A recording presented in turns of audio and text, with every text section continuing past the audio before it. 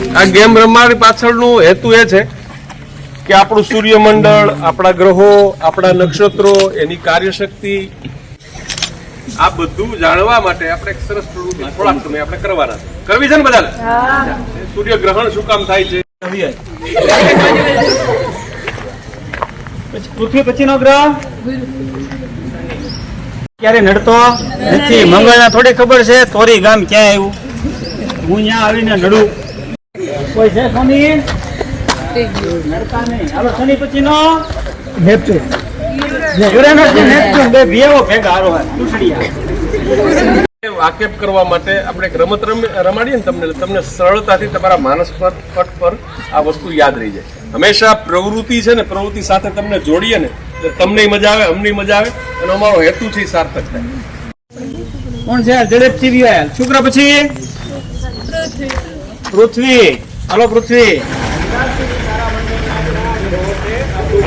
પૃથ્વી અહીંયા છે. તો તમને ખબર છે સૂર્યનું પૃથ્વીથી કેટલું અંતર છે? આ પૃથ્વી છે ઈ અને મંગળ ગ્રહો કહેવાય. કેવા ગ્રહો કહેવાય? સૌર મંડળના આંતરિક ગ્રહો. અને આ બધા કેવા ગ્રહો છે? બાહ્ય ગ્રહો. આ એક યાદ રાખો. કેમ ફરશો? જમણી થી ડાબી. કેમ ફરવાનું? જમણી થી ડાબી. તો ચાલો દરેક ગ્રહો પોતાની ધરી ઉપર ગોળ ફરો તો આ પ્રક્રિયા થાય એને પરિભ્રમણ કહેવાય. ચાલો ફરો તો શું કહેશું? ચાલો આ કઈ કઈ પ્રક્રિયાઓ થઈ? પરિભ્રમણ અને પરિભ્રમણ. પરિભ્રમણ કરે છે એટલે દિવસ રાત થાય છે. ધીમે ધીમે હો. તું અત્યારે છે ભાઈ, તું હલતી નહીં.